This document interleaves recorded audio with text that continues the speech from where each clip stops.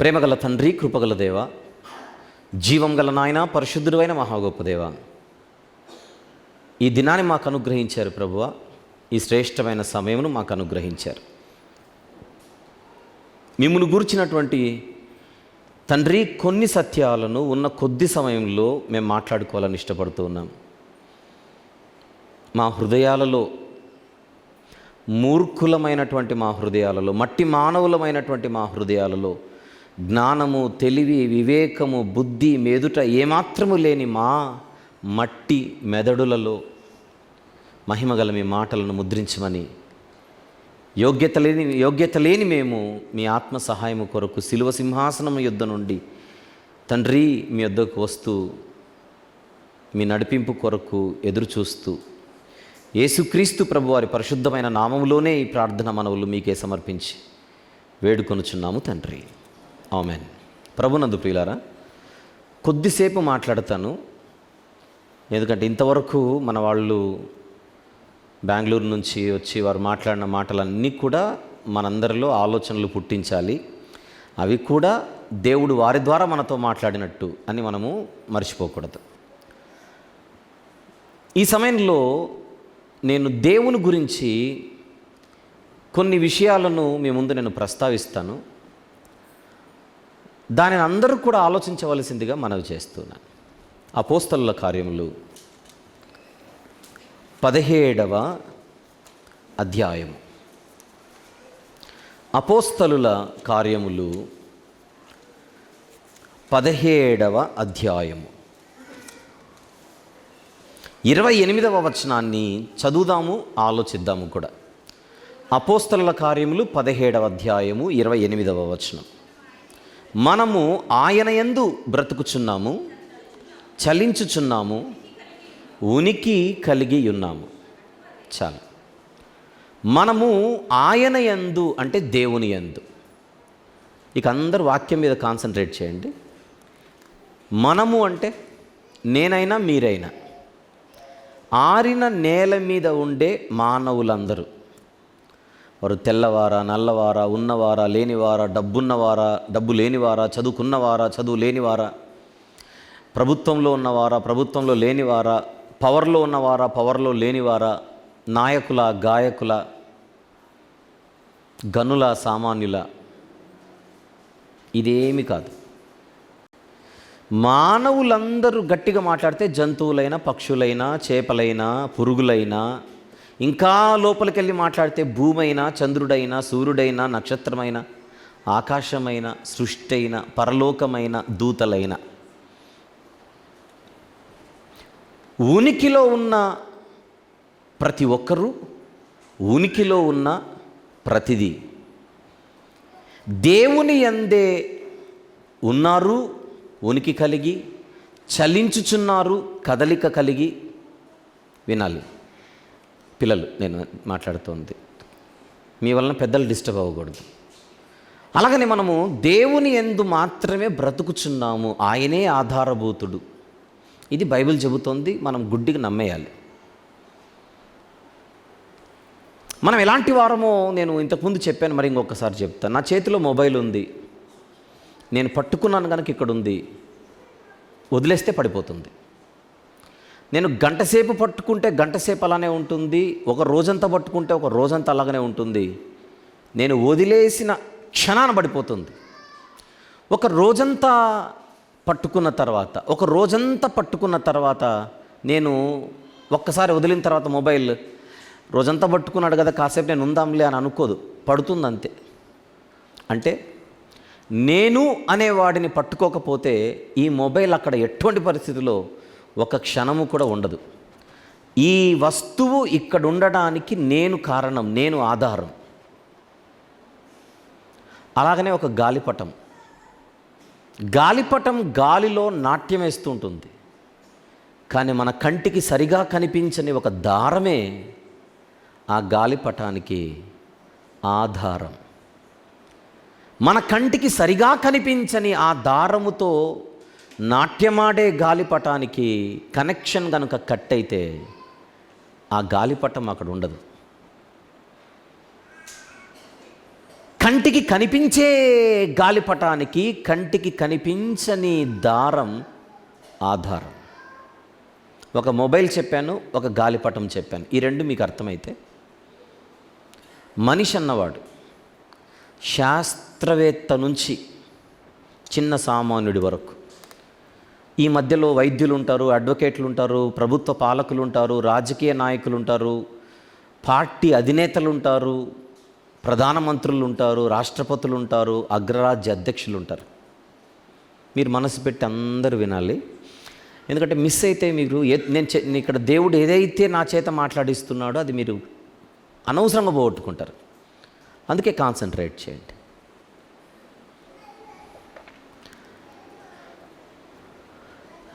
శాస్త్రవేత్త నుంచి సామాన్యుడి వరకు అందరికీ దేవుడే ఆధారం, అందరికీ దేవుడే ఆధారభూతుడు. ఏ విషయాల్లో దేవుడు ఆధారం అంటే అన్ని విషయాలలో దేవుడే ఆధారం. అదే అపోస్తలుల కార్యముల పుస్తకములో 14వ అధ్యాయము తీద్దాం. 14వ అధ్యాయం 17వ వచనం ఒకసారి చూద్దాం. అపోస్తలుల కార్యములు 14వ అధ్యాయం 17వ వచనం. అయినను ఆయన అంటే దేవుడు ఆకాశము నుండి మనుషులమైన మనకు వర్షమును ఫలవంతములైన ఋతువులను దయచేయుచు ఆహారం అనుగ్రహించుచు ఉల్లాసముతో మన హృదయాలను నింపుచు మేలు చేయుట చేత తనను గూర్చి సాక్ష్యము లేకుండా చేయలేదని బిగ్గరగా చెప్పాను. అక్కడ ఏం కనపడుతుంది? ఆకాశము నుండి వర్షం పడకపోతే మనకు బతుకులు లేవు.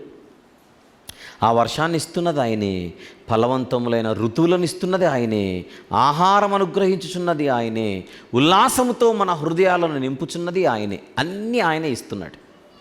మళ్ళీ 17వ అధ్యాయం 17, మళ్ళీ 17వ అధ్యాయం 25వ వచనము చూద్దాం. 25. ఆయన అందరికీ జీవమును ఊపిరిని సమస్తమును దయచేయవాడు. చాలు. మళ్ళీ 25వ వచనం. ఆయన అంటే దేవుడు అందరికీ, కొందరికా అందరికా, అందరికీ జీవమును ఊపిరిని సమస్తమును దయచేవాడు. జీవాన్నిచ్చేది ఆయనే, ఊపిరినిచ్చేది ఆయనే. ఇంకెక్కువ మాట్లాడితే సమస్తాన్ని దయచేయుచున్నది దేవుడే. ఆ సమస్తములోనే వర్షం ఉంది, ఆ సమస్తములోనే గాలి ఉంది, ఆ సమస్తములోనే ఎండ ఉంది, వెలుగుంది, కాంతి ఉంది, ఆ సమస్తములోనే నేల ఉంది, ఆ సమస్తలోనే తిండి ఆహారం ఉంది, ఆ సమస్తములోనే నీరుంది, ఆ సమస్తములోనే ఊపిరుంది, ఆ సమస్తములోనే జీవం ఉంది, ఆ సమస్తములోనే శరీరం ఉంది, ఆ సమస్తములోనే ప్రాణం ఉంది, ఆ సమస్తములోనే ఆత్మ ఉంది. అన్నీ ఆయన ఇచ్చాడు కనుక మనకు వచ్చాయి.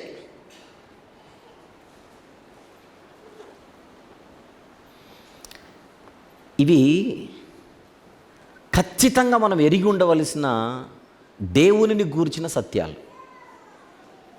ఇప్పుడు సమస్తం అంటే ఏమిటి అని అందరూ ప్రశ్నిస్తే మనకు తెలిసినవన్నీ ఆ జాబితాలోకి వస్తాయి, తెలియనివి కూడా ఆ జాబితాలోనికి వచ్చేస్తాయి. ఒక మాట, సమస్తమును ఆయన ఇచ్చేవాడు మాత్రమే కాదు, సమస్తమును ఆయన కలిగించినవాడు. సమస్తము ఆయన మనకిచ్చినవాడు మాత్రమే కాదు, సమస్తమును కలిగించినవాడు, సృష్టించినవాడు, సృష్టికర్త. ఇక్కడ కూర్చున్న మీ అందరికీ నాతో సహా ప్రతిరోజు దేవునిని స్తుతించే అలవాటు గనక మనకుంటే, ఆయనకు కృతజ్ఞతలు తెలియజేసే అలవాటు గనక మనకుంటే, మనకు ఆయన ఇచ్చిన వాటన్నిటినీ ఒక్కొక్క దాన్ని పలుకుచూ నెమరు వేసుకొనుచు దేవునికి కృతజ్ఞతలు తెలియజేయచ్చు. మనం ఆకాశాన్ని ఇచ్చిన దేవానికి స్తోత్రం, భూమినిచ్చిన దేవానికి స్తోత్రం, ఆరిన నేలనిచ్చిన దేవానికి స్తోత్రం, సూర్యునిచ్చిన దేవానికి స్తోత్రం, ఋతువులను ఇస్తున్న దేవానికి స్తోత్రం, వర్షాలను ఇస్తున్న దేవానికి స్తోత్రం. ఇప్పుడు నేను చెప్పిన ఆకాశము కానీ, నేల కానీ, గాలి కానీ, నీరు కానీ, వేడి కానీ, వెలుగు కానీ, కాంతి, ఇవన్నీ ఏవైతే ఉన్నాయో వీటిలో ఏ ఒక్కటి లేకుండా మనం బతకలేము. అన్నిటినీ దేవుడే ఇస్తున్నాడు.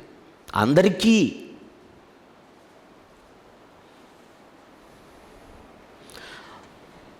ఒక ముఖ్యమంత్రి గారిని ఒక టీవీ ఛానల్ వాళ్ళు ఇంటర్వ్యూ చేస్తే ఏదో ప్రశ్న అడిగితే ఆయన ఇస్తున్న సమాధానం రీసెంట్గా, నేను కూడా మనిషినేగా, అంతకంటే నేనేం చేస్తాను, దేవుని విడిచిపెట్టేస్తా అంటున్నాడు ఆయన. అంటే ముఖ్యమంత్రికి కూడా పరిధులు ఉన్నాయి. ఒక స్థాయికి వెళ్ళిన తర్వాత నేనేం చేయలేను అంటున్నాడు. ఒక లెవెల్కి వెళ్ళిపోయిన తర్వాత నేను మాత్రం ఏం చేస్తాను, నేను చేయగలిగేది నేను చేస్తాను, ఆ తర్వాత దేవునికి వదిలేస్తాను, దేవుడు చూసుకోవాల్సిందే. అంటే అది అర్థం ఏంటి? ఒక ముఖ్యమంత్రి కూడా ఎవరి మీద ఆధారపడుతున్నాడు? దేవుని మీద. మనకు తెలిసో తెలియకనో కొన్ని సందర్భాలలో నిజాలు మాట్లాడిస్తుంటాం. బయట కూడా సమాజంలో కొంతమంది ఏమని, దేవుడు ఉన్నాడండి, ఎవరి లెక్కలు వాళ్ళకి తెరుస్తాడు. ఇంతకు అంటున్న వ్యక్తికి దేవుని మీద ఎంత భక్తి ఉందో మనకు తెలియదు, కానీ తన నోటితో చెప్పేది మాత్రం నిజమే. దేవుడైతే ఉన్నాడండి, ఎవరి లెక్కలు వాళ్ళకు సెటిల్ చేస్తాడు. కరెక్టే అది. మరి నిజంగా అండి, ఆ మనిషి అండి ఈ రాష్ట్రానికి దేవుడిచ్చిన వరం అండి అంటాం ఒకసారి. ఎవరిచ్చిన వరం? మళ్ళీ దేవుడే. అక్కడ మళ్ళీ దేవుడే. అంటే ఏదో ఒక సమయంలో దాదాపుగా ప్రతి ఒక్కరి నోట దేవుని ప్రస్తావన రాకుండా ఉండదు. చూడండి, అంటే మనం దేవుని విషయంలో దేవునికి ఎంత కృతజ్ఞులుగా ఉండాలో ఒక్కసారి ఆలోచించండి. మనం పాదాలు మోపిన నేల లేకపోతే ఎక్కడ మోపుతాం? పీల్చడానికి గాలి లేకపోతే ఏం పీలుస్తాం? తాగడానికి నీరు లేకపోతే ఏం తాగుతాం? తినడానికి తిండి లేకపోతే ఏమి తింటాం? పొందడానికి వెలుగునివ్వడానికి సూర్యుడు లేకపోతే ఎక్కడి నుంచి మనకు వెలుగు వస్తుంది? సూర్యుడు లేకపోతే మనకు జీవితాలు ఎక్కడివి? ఏది తీసుకున్నా దాని వెనకల దేవుడిస్తున్నాడు అనేటువంటి ఆన్సర్ ఆలోచిస్తే మనకు అర్థమైపోతుంది కదా. అందరూ ఇప్పుడు నేను చెప్పినవన్నీ కొంచెం మీరు తెలిసినవే. ఇది పెద్ద కష్టమైన విషయాలు కూడా నేను మాట్లాడట్లా దేవుని గురించి. అయితే ఆయన చేత కలుగజేయబడినవన్నీ కూడా ఏదో ఒక రూపములో, ఏదో ఒక కోణములో, ఎంతో ఒకంత కాసంతైనా లేదా కాస్తంతైనా దేవుని లక్షణాలను అవి చూపిస్తూ ఉంటాయి. నేను ఇప్పుడు చెప్పిన పాయింట్ ఇంకొకసారి చెప్తాను. సృష్టికర్త అయిన దేవుని చేత కలుగజేయబడిన సృష్టిలోని ప్రతిదీ కూడా ఆ సృష్టికర్త యొక్క లక్షణాలను ఏదో ఒక రూపములో, ఏదో ఒక కోణములో కాస్తంతైనా చూపిస్తూ ఉంటాయి. అది నేను చెప్పడం కాదు, బైబిల్లో ఉంది. దేవుని యొక్క నిత్యశక్తి కానీ దైవత్వము కానీ జగదుత్పత్తి మొదలుకొని సృజింపబడిన వస్తువులను ఆలోచించడం వల్ల మనకు తెలుస్తాయని రోమాపత్రికలో పౌలు భక్తుడు చెప్పలే. చూద్దాం. రోమీయులకు వ్రాసిన పత్రిక మొదటి అధ్యాయము, అందులోని 20వ వచనము లేదా 19 నుంచి చూద్దాం. ఎందుకనగా దేవుని గూర్చి తెలియ సఖ్యమైనదేదో అది వారి మధ్య విషదమై ఉన్నది, దేవుడు అది వారికి విషదపరిచెను. తనను గూర్చిన సమాచారము దేవుడే విషదపరిచాడు. ఎలా? 20వ వచనం, ఆయన అదృశ్య లక్షణములు, దేవుని లక్షణములు అనగా ఆయన నిత్యశక్తియు దేవత్వమును జగదుత్పత్తి మొదలుకొని సృష్టింపబడిన వస్తువులను ఆలోచించుట వలన తేటపరచబడుచున్నవి. అంటే దైవ లక్షణాలు సృష్టిలో ఉన్నాయి. ఆ సృష్టిలోని వస్తువులలో ఆకాశము దేవునికి సంబంధించిన ఒక లక్షణాన్ని చూపిస్తూ ఉండొచ్చు, భూమి ఒక లక్షణాన్ని చూపిస్తూ ఉండవచ్చు, సూర్యుడు ఒక లక్షణాన్ని చూపిస్తూ ఉండవచ్చు. కానీ సృజింపబడిన ప్రతి వస్తువు కూడా దేవుని గురించి ఏదో ఒక లక్షణాన్ని, దైవ లక్షణాన్ని కాసంతైనా చూపిస్తూ ఉంటాయి. ఇది మీకు అర్థమైతే కీర్తనల గ్రంథంలో ఒక వచనాన్ని మనం చూద్దాం. 19వ కీర్తన ప్రారంభము నుంచి 19వ కీర్తన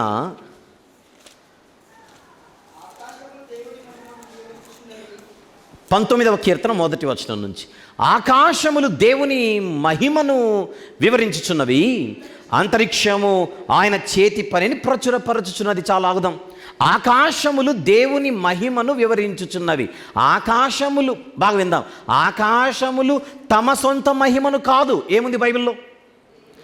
అందరు వింటున్నారా జాగ్రత్తగా? మీరు ఇప్పుడు నేను చెప్పేది వినకపోతే, ఆలోచించకపోతే, అర్థం కాకపోతే మీ ఇంటి దగ్గర నుంచి బయలుదేరి ఇక్కడికి రావడం వ్యర్థమే. ఎందుకంటే నేను చెప్పేది మీకు ఎక్కట్లేదు కనుక.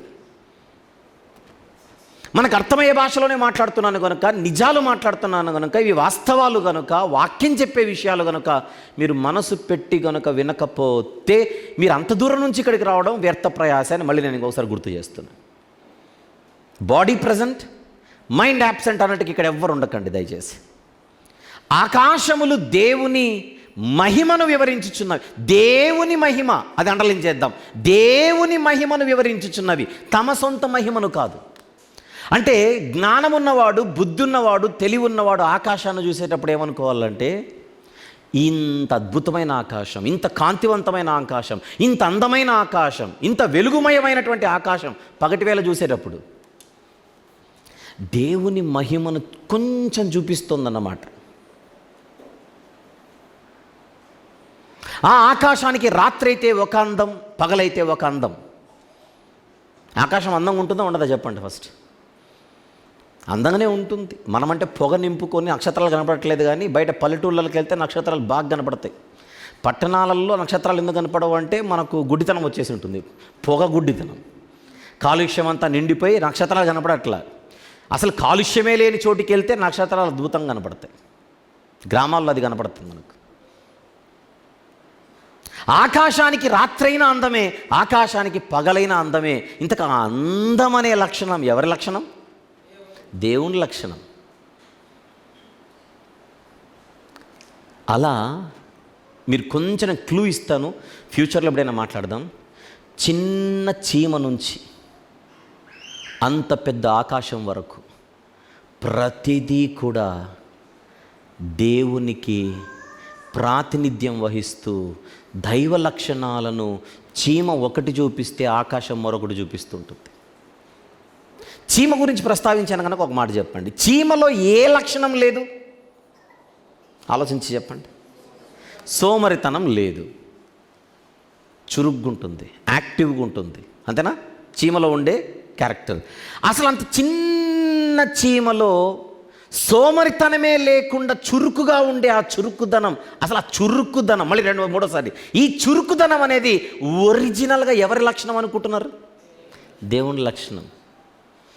మహాదేవునిలో ఉండే చురుకుదనం అనే లక్షణం చిన్న చీమ కొద్దిగా చూపిస్తుంటుంది.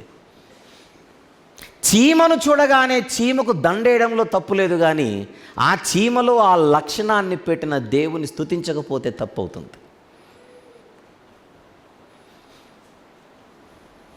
చీమకు లేనిది ఒకవేళ మాట్లాడితే ఏనుగులో ఉన్నది చెప్పండి. బలం అనండి కాసేపు, కానీ ఒరిజినల్గా మాట్లాడితే చీమ చాలా బలమైన జీవి. అది ఇప్పుడు వద్దు సబ్జెక్ట్. ఎందుకంటే తన శరీర బరువు కంటే ఎక్కువ బరువును మోయగలిగే శక్తి చీమకు ఉంటుంది. ఆ చీమలు మోసే వస్తువులు చూస్తే, ఈవెన్ ఒక బియ్యపు గింజ తీసుకున్నా కూడా బియ్యము హైట్, చీమ హైట్, బియ్యము గింజ వెయిట్, చీమ వెయిట్ పెడితే బియ్యం వెయిటే ఎక్కువ ఉంటుంది, కానీ అది ఎడం చేత్తో మోసుకొని వెళ్తుంటుంది బియ్యపు గింజని. అవునా కదా? అంటే ఆ యాంగిల్లో మాట్లాడితే చీమ బలమైందే, కానీ మనము గుడ్డోళ్ళం కనుక చీమకు బలం లేదనుకుంటాం. కానీ అందుకే ఏనుగుని తెచ్చా ఇప్పుడు కాసేపు. ఏనుగు అనేటువంటి జీవిలో ఉండే లక్షణం ఏంటి? ఒక లక్షణం పవర్, బలం. అసలు బలము అనేటువంటి ఒక లక్షణం ఏనుగుకి ఎలా వచ్చిందని అడిగితే అది దేవునికి ఉండే లక్షణం. దేవుడెవరు? బలమైన దేవుడు. దేవునిలో మహిమ ఉంది. ఆ మహిమను ఎవరు చూపిస్తున్నారు? ఆకాశం. బగ్గ బగ్గ బగ్గ బగ్గ బగ్గ మండిపోతున్నాడు, కానీ సూర్యుడు ఎప్పుడు కూడా గ్యాస్ అయిపోయింది, పవర్ అయిపోయింది, ఆఫ్ అయిపోయాడు లేదు. నిత్యశక్తి. నిత్యశక్తి. మన ఇళ్లలో బల్బులు మారుస్తాం పని చేయట్లేదని, కిచెన్లో సిలిండర్ మారుస్తాం గ్యాస్ అయిపోయిందని. దేవుడు ఆకాశంలో సూర్యుడిని ఎప్పుడు మార్చలేదే? బల్బు వీక్ అయిందని, గ్యాస్ అయిపోయిందని. అది నిత్యశక్తి. అంటే మనకు బైబిల్ ఇచ్చిన క్లూ ఏంటని అడిగితే, సృజింపబడిన వస్తువులన్నిటిని ఆలోచిస్తే అవన్నీ కూడా దేవుని గురించి మాట్లాడుతూ ఉంటాయి. Clear picture? ప్రతి దానిలో దైవ లక్షణం ఉంది, ప్రతి దానిలో దైవ లక్షణం ఉంది అని ఇంతవరకు చెప్పానే. ఇప్పుడు ఒక అడుగు ముందుకేసి ఇంకో మాట మాట్లాడతాను. వస్తువులే, సూర్యుడైన, చంద్రుడైన, భూమి అయినా, గాలి అయినా, ఆకాశమైనా, నీరైనా, చిన్న జీవైనా, వింటున్నారు అందరు? దయచేసి మిస్ అవ్వకండి. అన్నీ కూడా దేవుని లక్షణాలు కలిగే ఉన్నాయి. అయితే దైవ లక్షణాలు ఎక్కువగా కలిగినటువంటి జాతే మన జాతి. అర్థమైందా పాయింట్? భూజంతువుల కంటే, ఆకాశ పక్షుల కంటే, సముద్ర చేపల కంటే, అసలు సృజింపబడిన మిగిలిన వాటన్నిటితో పోలిస్తే ఎక్కువగా దైవ లక్షణాలు కలిగిన జాతి నరజాతి, మన జాతి. చూద్దాం వచనం, యోబు గ్రంథం. ఇంకెవరు తిరక్కండి దయచేసి. యోబు గ్రంథము 35వ అధ్యాయం. యోబు గ్రంథం 35వ అధ్యాయం 11వ వచనం చూద్దాం. 11 భూజంతువుల కంటే మనకు, అంటే మనుషులకు, మనకు ఎక్కువ బుద్ధి నేర్పుచు, ఆకాశ పక్షుల కంటే మనకు ఎక్కువ జ్ఞానము కలుగు చేయొచ్చు. నన్ను సృజించిన దేవుడు ఎక్కడ ఉన్నాడని అనుకుని వారెవరునూ లేరు. అంటే మిగిలిన జీవరాశులన్నిటికంటే ఎక్కువ జ్ఞానమైన, ఎక్కువ బుద్ధైన ఎవరికి ఉంది? మనుషులకు ఉంది. అది దేవుడిచ్చిండేదే, దేవుడిచ్చినవే, దేవుడిచ్చిన జ్ఞానమే, దేవుడిచ్చిన లక్షణాలే. మనుషులకు దేవుని లక్షణాలు మిగిలిన వాటితో పోలిస్తే ఎక్కువగా ఉన్నాయి. విషయం ఏంటంటే అది మనము గమనించాలి. ఎవరు గమనించాలి? మనము గమనించాలి. విషయం ఏంటంటే దేవుని కార్యాలను కానీ, దేవుని లక్షణాలను కానీ మనము గుర్తించకపోవడము కూడా భక్తిహీనతకు సూచన అని బైబిల్ చెప్పింది. ఇంకొకసారి, దేవుని పనులు, దేవుని క్రియలు, దైవ కార్యాలు ఏవైతే ఉంటాయో వాటిని కానీ, ఆయన లక్షణాలను కానీ కళ్ళ ముందు దేవుడు పెట్టిన తర్వాత వాటిని మనం గుర్తించకపోతే, లక్ష్యము చేయకపోతే అది భక్తిహీనత అని బైబిల్ చెప్పింది. ఎక్కడ? కీర్తనల గ్రంథంలో. కీర్తనల గ్రంథము అందులోని 28వ కీర్తన, దావీదు గారు రాసినటువంటి కీర్తన అది. అందులోని 28వ కీర్తన పరిచయం కోసం సందర్భం 3వ వచనం. సందర్భ పరిచయం కోసం 3వ వచనం. భక్తిహీనులు అనే ప్రస్తావన వచ్చింది చూడండి అక్కడ. అంటే సబ్జెక్ట్ అక్కడ భక్తిహీనుల గురించి. ఇప్పుడు 5వ వచనం చూద్దాం. 5వ వచనం, యెహోవా కార్యములను వారు లక్ష్య పెట్టారు. ఎవరు వారు? భక్తిహీనులు. యెహోవా కార్యములను భక్తిహీనులు లక్ష్య పెట్టరు, ఆయన హస్తకృత్యములను వారు లక్ష్య పెట్టరు. కావున ఆయన వారిని వృద్ధిపరచక నిర్మూలము చేయు. ఈ మాట అందరూ అర్థం చేసుకోవాలి రాత్రి. దేవుని కార్యములను లక్ష్య పెట్టని వారు, గుర్తించని వారు, పట్టించుకొనని వారు, చూడలేకపోయేవారు, వీళ్ళందరూ కూడా బైబిల్ పరిభాషలో భక్తిహీనులు. ఇది దేవుని హస్తకృత్యము, ఇది దేవుని చేతి కార్యము, ఇది దేవుని చేతి పని అని గుర్తించకపోవడం, గుర్తించే బుద్ధున్నా, గుర్తించే జ్ఞానమున్నా, గుర్తించి దేవుని స్తుతించే ఒక అవకాశం ఉన్నా దాన్ని వినియోగించుకోలేని స్థితిలో ఉన్న వారందరూ కూడా దేవుని దృష్టిలో ఎవరు?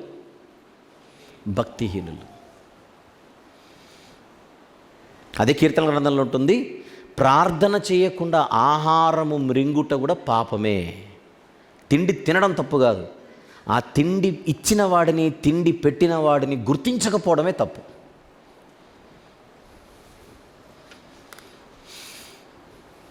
ఇప్పుడు మనకు దేవుడు ఏమేమి ఇస్తున్నాడని చూసాం అపోస్తలుల కార్యంలో.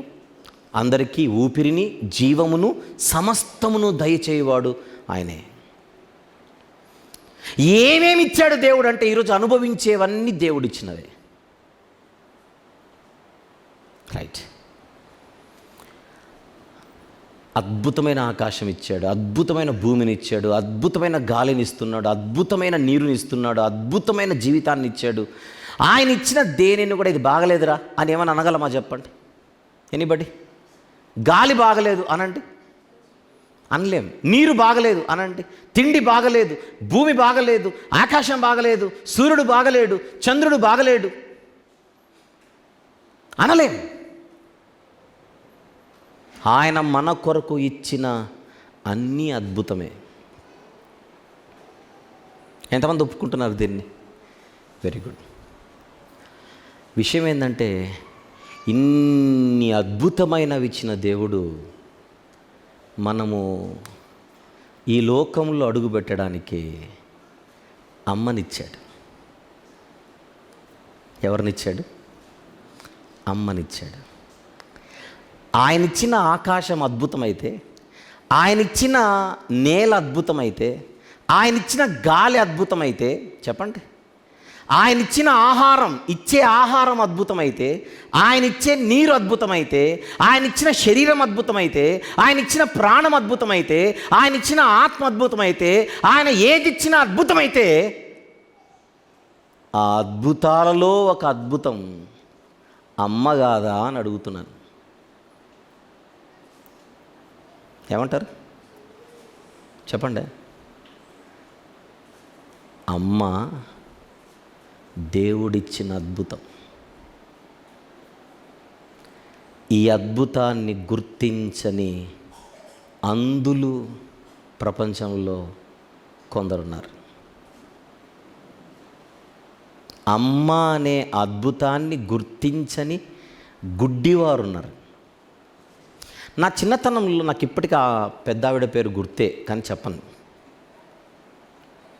నా చిన్నతనం, నేను చిన్నగా ఉన్నప్పుడే ఆమెకు 80 దాటింటాయి. ఆమె కర్ర పట్టుకొని వంగి నడిచేది. అసలు నడుమంతా వంగిపోయింది, ఆవిడకి నడుమంతా వంగిపోయింది. ప్రతిరోజు మేమున్న ఏరియాలో, మేమున్న ఊర్లో ప్రతిరోజు రాత్రి మేమేం వింటామో చెప్పనా? ఆ పెద్దావిడ చావు కేకలు. ఎందుకు అని అడిగితే, కన్న కొడుకు తాగొచ్చి కొట్టేవాడు ఆవిడని. కన్న కొడుకు తాగొచ్చి కొట్టేవాడు. ఆ దెబ్బలకు తట్టుకోలేక ఆమె కేకలేస్తుంటే ఎవడెళ్ళినా కూడా అతను ఆపలేని పరిస్థితి. అంత దుర్మార్గం ఉండేవాడు. అలాంటి కొందరు గురించి మాట్లాడుతున్నా. అమ్మ అనే అద్భుతాన్ని గుర్తించని ఒక దుర్మార్గుడు ఉన్నారు. అలాంటి వాళ్ళు ఉన్నారు. వాళ్ళ గురించి మీరు వినే ఉంటారు, చూసే ఉంటారు, వాళ్ళ గురించి అంతో ఇంతో తెలిసే ఉంటుంది. మరికొందరు ప్రబుద్ధులు, వాళ్ళు బతికున్నప్పుడే కన్న తల్లిని, అఫ్కోర్స్ తండ్రిని కూడా ముదిమి వయసులో అనాథలుగా వారిని విడిచిపెట్టి, ఎక్కడో వృద్ధాశ్రమాలలో విడిచిపెట్టి స్వార్థముతో నిండిపోయి బతికే కుమారులు కుమార్తెలు ఈ ప్రపంచంలో ఉన్నారా లేదా? ఉన్నారు. వీళ్ళెవరో చెప్పనా? అమ్మ అనే దేవుడిచ్చిన అద్భుతాన్ని లక్ష్య పెట్టని భక్తిహీనులు. ఎవరు? అమ్మ అనే అద్భుతాన్ని, దేవుడిచ్చిన అద్భుతాన్ని లక్ష్య పెట్టని కౌన్ హై? భక్తిహీనులు కదా. ఎవరైనా జన్మను పొంది ఈ బ్రతుకును కలిగి ఉండాలంటే, ఈ భూమి మీద దేవుడు మనకంటూ ఒక ఆకారాన్ని ఇవ్వడానికి దేవుడు ఎన్నుకున్న వ్యక్తే మన తల్లి, కన్న తల్లి. అమ్మే ఒక అద్భుతం, అమ్మతనమే ఒక అద్భుతం. ఆలోచిస్తే. ఒకవేళ ఇక్కడున్న వాళ్ళు ఎవరైనా, ఈ వాక్యం వింటున్న వాళ్ళు ఎవరైనా మీరు నిజాయితీగా ఆలోచిస్తే, తల్లిని నిర్లక్ష్య పెడుతున్నాం మేము అని ఒకవేళ మీకు ఇంతైనా అనిపిస్తే, ఒక్కసారి ఆ తల్లి విలువ ఏంటో తెలియాలంటే తల్లిని పోగొట్టుకున్న వాళ్ళ దగ్గరికి వెళ్ళి ఒక అరగంట కూర్చొని అడగండి. అమ్మను పోగొట్టుకున్న వాళ్ళ దగ్గరికి వెళ్ళి అరగంట కూర్చొని అమ్మ విలువ ఏంటని వాళ్ళని అడగండి. వాళ్ళైతే కరెక్ట్గా చెప్తారు. అమ్మ విలువ తెలియాలంటే 2 విషయాలు జరగాలి. ఒకటి, అమ్మను పోగొట్టుకున్న వాళ్ళ దగ్గరికైనా వెళ్ళాలి, లేదా మనమైనా అమ్మను కోల్పోవాలి. అంతే. ఈ రెండిట్లో ఏదో ఒకటి జరిగితే తప్ప అమ్మ విలువ తెలియదు. రెండోది నేను కోరుకోను, అమ్మను కోల్పోండి అని నేను చెప్పను. అది దుర్మార్గం, శాడిజం అవుతుంది. కానీ అమ్మ విలువ తెలియాలంటే ఎలా? కనీసం అమ్మను పోగొట్టుకున్న వాళ్ళ దగ్గరికైనా వెళ్ళి అమ్మ విలువ ఏంటో అడగండి, వాళ్ళు చెప్తారు.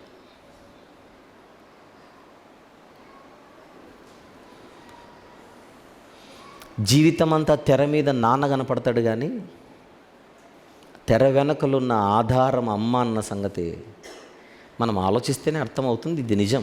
నేను ఇప్పుడు మాట్లాడేది ఇక్కడున్న తల్లుల గురించో లేదా ఇంకొకరి గురించో కాదు. అందరికీ తల్లులు ఉన్నారు ఇక్కడ. ఇప్పుడు సోదరులందరికీ తల్లులు లేరు, సోదరీమణులందరూ మీ అందరికీ తల్లులు లేరు. మీరు తల్లులైనా మీకు తల్లులు ఉన్నారుగా. కొంతమంది ఈరోజు ఇక్కడ ఉండొచ్చు, ఉండకపోవచ్చు. తల్లి లేనోళ్ళు ఎవరున్నారు అని అడుగుతున్నాను ఇక్కడ.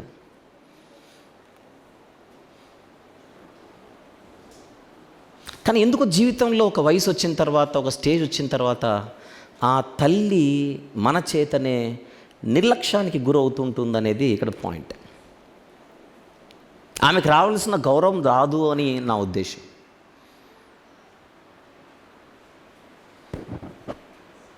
ఆలోచించండి. అద్దం ముందు నిలుచుకుంటే ఎవడి శరీరం వాడికి అందం, ఎవడి రూపం వాడికి అందం. నేను ఎంత బాగున్నాను కదా అని ఒక్కొక్క యాంగిల్లో చూసుకుంటాం మనం. ఇన్ని యాంగిల్స్లో మనం చూసుకొని వస్తున్నాము అని అంటే ఆ 9 నెలల ఆమె కడుపులోనే కదా ఈ ఆకారం వచ్చింది. అవునా? ఏ యాంగిల్లో చూసుకున్నా మనకు మనం నచ్చుతున్నామంటే ఇంత అందమైన ఆకారం మనకు రావడానికి దేవుడి అవయవ నిర్మాణం చేసింది ఆమె కడుపులోనే. తెలియని వాస్తవం కాదు ఇది, తెలిసిన వాస్తవమే. కానీ ఆ 9 నెలలు ఒక బిడ్డను, ఆ 9 నెలలు తన కడుపులో ఉన్న బిడ్డను కాపాడుకోవడానికి ఏ స్త్రీ అయినా, ఏ తల్లి అయినా తీసుకునే జాగ్రత్తలు ఆమెకు తెలుసు. ఆమె కంటే ఎక్కువ దేవునికి తెలుసు. పక్కన భర్త ఉన్నా, కుటుంబంలో అందరున్నా, ముఖ్యంగా మొగోళ్ళకైతే అసలు ఇవి అర్థం కావు. అది నిజం. ఆ బాధ ఏంటో, ఆ జాగ్రత్త ఏంటో స్త్రీలకు తెలుస్తుంది, తల్లులకు తెలుస్తుంది. వాళ్ళందరికంటే ఎక్కువగా దేవునికి తెలుస్తుంది. ఎన్ని త్యాగాలు ఆమె చేసేది, 1 కాదు 2 కాదు. ఆ త్యాగాలన్నీ ఇష్టంతోనే చేస్తుంది. ఆ బిడ్డ కోసం ప్రతి తల్లి చేసే త్యాగం అంతా ఆ బిడ్డ కోసమే. ఇష్టమైనవి తినదు, ఇష్టమైనవి తాగదు, తాగినవి ఉండవు.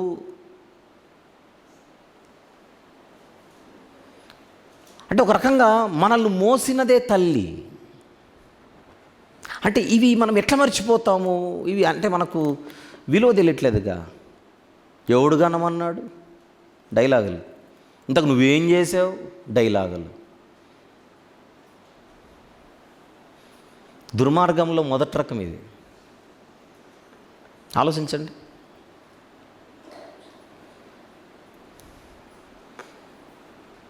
గుర్తుపెట్టుకుందాం. ఎవరైనా అమ్మను అవమానపరిస్తే, నేనైనా మీరైనా ఎవరైనా, ఆ అమ్మనిచ్చిన దేవుని అవమానపరిచినట్టే. ఎందుకంటే అమ్మ ఊరినే ఊడిబళ్ళ, దేవుడే ఆమెను అమ్మగా ఆశీర్వదించాడు. నన్నిచ్చి, మిమ్మల్నిచ్చి, మనల్నిచ్చి. ఆమెతో మాట్లాడేటప్పుడు కానీ, ఆమెను ఒక మాట అనేటప్పుడు కానీ తల్లి ఎవరైనా ఒళ్ళు దగ్గర పెట్టుకొని మాట్లాడాలి. నోరుంది కదా, వయసు వచ్చింది కదా, బలం ఉంది కదా అని ఇష్టం వచ్చినట్టు మాట్లాడితే దాన్ని చాలా సీరియస్గా తీసుకుంటాడు దేవుడు. 10 ఆజ్ఞల్లో ఒక ఆజ్ఞ తల్లిదండ్రుల గురించి ఉందంటే ఆలోచించుకోండి ఒకసారి. దేవుడిచ్చిన 10 ఆజ్ఞలలో ఒక ఆజ్ఞ తల్లిదండ్రుల గురించి ఉంది అని అంటే, దేవుడు పేరెంట్స్ని కనుక నిర్లక్ష్యం చేస్తే, తల్లిదండ్రుల్ని వాళ్ళను ఇష్టానుసారంగా డీల్ చేస్తానంటే, ఇష్టం వచ్చినట్టుగా మాట్లాడతానంటే, తర్వాత నేనేంటో చూపిస్తానన్నట్టుగా ఇచ్చాడు ఆజ్ఞ. అది నాకు 60 ఏళ్ళు వచ్చినా, నాకు 6 ఏళ్ళు ఉన్నప్పుడు నేను ఎంత చిన్నోడినో, నా తల్లికి 60 ఏళ్ళప్పుడు కూడా నేను అంతే చిన్నోడిని. తండ్రికైనా తల్లికైనా. కారణాలు ఏవైనా, ఎక్కడో మన కుటుంబాలు దేవునిని బాధ పెడుతున్నాయి అని ఒక్కసారి గుర్తిద్దామంటున్నా. ముఖ్యంగా తల్లి విషయంలో, తండ్రి విషయంలో. ఇప్పుడంటే ఈ సి సెక్షన్ అని ఇలాంటివి వచ్చాయి. అది కూడా ఛాలెంజ్. ఏదో మన సి సెక్షనే కదా అంటాం, కానీ అది వాళ్ళకి తెలుసు తర్వాత బాధలు. కానీ ఒకప్పుడు అన్ని నార్మల్ డెలివరీసే కదా. ఒకప్పుడు అంతా నార్మల్ డెలివరీసే ఎక్కువ శాతం. ఆ ప్రసవ వేదన ఒక్కసారి ఆ టెక్నికల్గా ఉన్న దాన్ని దేంతో పోల్చొచ్చు? ఆ బాధను, ఆ నొప్పిని. కొంతమంది చెప్తారు, మనము యాక్సిడెంట్ అయినప్పుడు కాలు విరిగితే, ఎముక విరిగితే, మనకు యాక్సిడెంట్ అయినప్పుడు ఎముక విరిగితే ఎంత పెయిన్ ఉంటుందో ప్రసవ వేదన అంత ఉంటుందని కొన్ని పోలికలతో మాట్లాడుతుంటారు డాక్టర్స్. ఆ లేబర్ పెయిన్స్ అనేవి ఎలా చెప్పాలో చెప్పడానికి వర్ణించే ఒక వర్ణన ఏంటంటే, నీకు యాక్సిడెంట్ అయితే రోడ్డు మీద నీ కాలుకు కానీ చెయ్యికి కానీ ఎముక విరిగితే నువ్వు ఎంత బాధపడతావో నిన్ను కనడానికి మీ అమ్మ అంత బాధపడిందని పాయింట్ అక్కడ. అది లేబర్ పెయిన్, మరణయాతన అని అంటాం దాన్ని. ఒక రకంగా ఏంటంటే ఆమెకు పునర్జన్మ.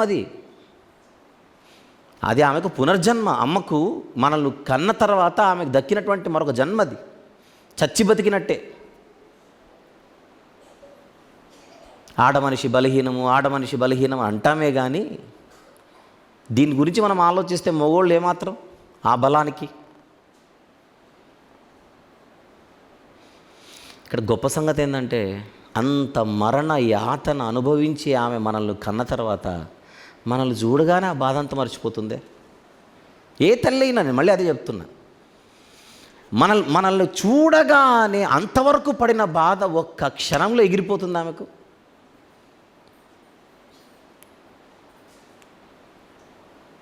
అద్భుతం కాదు? అమ్మ దేవుడిచ్చిన అద్భుతమా కాదా చెప్పండి?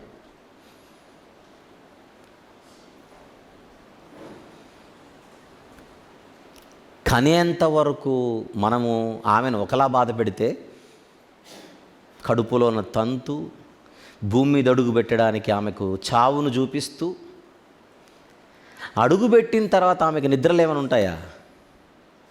అడుగుపెట్టిన తర్వాత మొదటి 3 ఏళ్ళు తల్లుల ఛాలెంజ్. వాళ్ళు ఇష్టంతో చేస్తారు కనుక వాళ్ళకి కష్టం అనిపించదు. కానీ నన్ను అడిగితే ఈరోజు నేను మర్చిపోయాను. అసలు నేను ఒకసారి స్త్రీల మీటింగ్ అప్పుడు చూపించాను. ఒక వారం రోజులు పసిబిడ్డలను తల్లులు వదిలేసి, తండ్రుల దగ్గర వదిలేసి వెళ్ళిపోతే వాళ్ళ అవతారాలు ఎట్లుంటాయి వారం తర్వాత నా అప్పట్లో చూపించాను కొన్ని. సంవత్సరాల తరబడి ఒక బిడ్డను తల్లి ఎలా చూసుకుంటుంది, అదే తల్లులు ఇక్కడున్న సోదరి మండలందరూ అడుగుతున్నా, మీకు పసిపిల్లలు ఉంటే ఒక వారం రోజులు మాకు వదిలేసి వెళ్ళిపోండి, వారం తర్వాత మీ పిల్లలు మీరు గుర్తుపట్టకుండా మేము మళ్ళీ తిరిగి ఇస్తాం మీకు. ప్రాక్టికల్గా ఆలోచిద్దాం. మనం ఏదో జబ్బలు జరిచి నేనేంటో తెలుసా అంటాం, కానీ మనం ఏంటో తెలియాలంటే వాళ్ళు పుట్టింటికి వెళ్తే తెలుస్తుంది మనం ఏంటో. కన్నపిల్లలు మనకు వదిలేసి వాళ్ళకు వారం రోజులు వాళ్ళ పుట్టింటికి వెళ్ళేసి వచ్చిన తర్వాత వాళ్ళ పిల్లలు వాళ్ళే గుర్తుపట్టలేరు వాళ్ళ అవతారాలు చూస్తే. ఇది నిజం. అది మన పిల్లలు తల్లి దగ్గర ఉన్నంత వరకు బొమ్మలే. అవి ఏమైనా దొరికితే చూపించు బాబు కొన్ని. నాకు ఐడియా రాలా, ఎందుకంటే నాది ఎయిర్టెల్.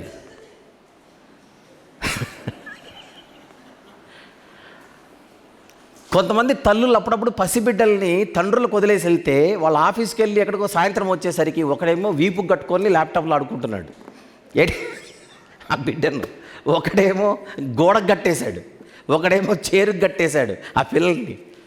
అసలు ప్రతి తల్లి ఆ బిడ్డను ఎంత అద్భుతంగా ఒడిలో పెట్టుకొని.